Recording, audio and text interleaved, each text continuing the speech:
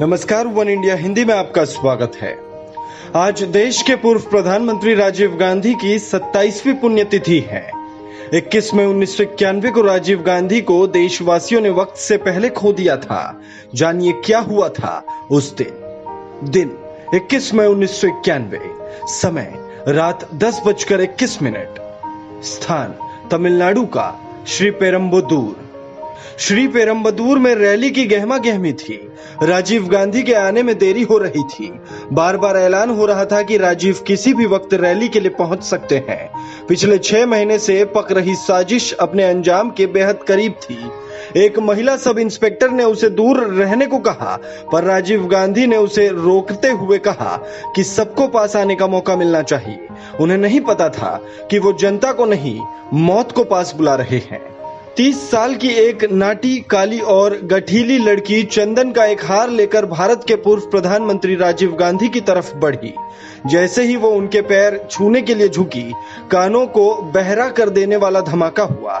श्री पेरम्बदूर में उस भयंकर धमाके के समय तमिलनाडु कांग्रेस के तीनों चोटी के नेता जीके मुपनार, जयंती नटराजन और राममूर्ति मौजूद थे। जब धुआं छटा तो राजीव गांधी की तलाश शुरू हुई। उनके शरीर का एक हिस्सा औंधे मुंह पड़ा हुआ था, उनका कपाल फट चुका था और उसमें से उनका मगज निकलकर उनके सुरक्षा अधिकारी पीके गुप्ता के पैरों पर पड़ा हुआ था, जो स्वयं अपनी अंतिम घड़ियां गिन रहे थे। बीबीसी में छपी खबर के मुताबिक जीके मुपनार ने एक जगह लिखा है कि जैसे ही धमाका हुआ, लोग दौड़ने लगे।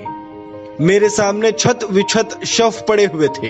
राजीव के सुरक्षा अधिकारी प्रदीप गुप्ता अभी जिंदा थे। उन्होंने मेरी तरफ देखा, कुछ बुदबुदाए और मेरे सामने ही दम तोड़ दिया, मानो वो राजीव गांधी को किसी के हवाले कर जाना चाह रहे हो। मैंने उनका सिर उठाना चाहा, लेकिन मेरे हाथ में सिर्फ मांस के लोथड़े और खून ही आया। मैंने तौलिए से उन्हें ढक दिया। मुपनार से थोड़ी ही दूर पर जयंती नटराजन आवक खड़ी थी। बाद में उन्होंने भी एक इंटरव्यू में बताया कि सारे पुलिस वाले मौके से भाग खड़े हुए। मैं शवों को देख रही थी, इस उम्मीद के साथ कि मुझे राजीव न दिखाई दे। पहले मेरी नजर प्रदीप गुप्ता पर पड़ी। उनके घुटने के पास जमीन की तरफ मुंह किए हुए एक सिर पड़ा हुआ था।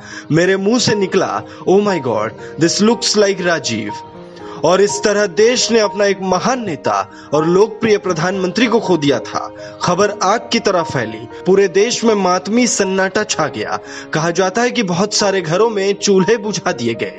अपने नेता के जाने के गम में पूरा देश रो पड़ा। अपने पीछे अपनी पत्नी सोनिया गांधी, बेटे राहुल गांधी और बेटी प्रियंका गांधी को छोड़कर वो हमेशा हमेशा के लिए चले गए। उनकी आखिरी विदाई में हजारों की भीड़ सड़कों पर उमड़ पड़ी थी। आज भी लोग उस युवा और क्षमतावान प्रधानमंत्री को जब याद करते हैं तो आंखें नम हो जाती है। इस खबर में फिलहाल इतना ही।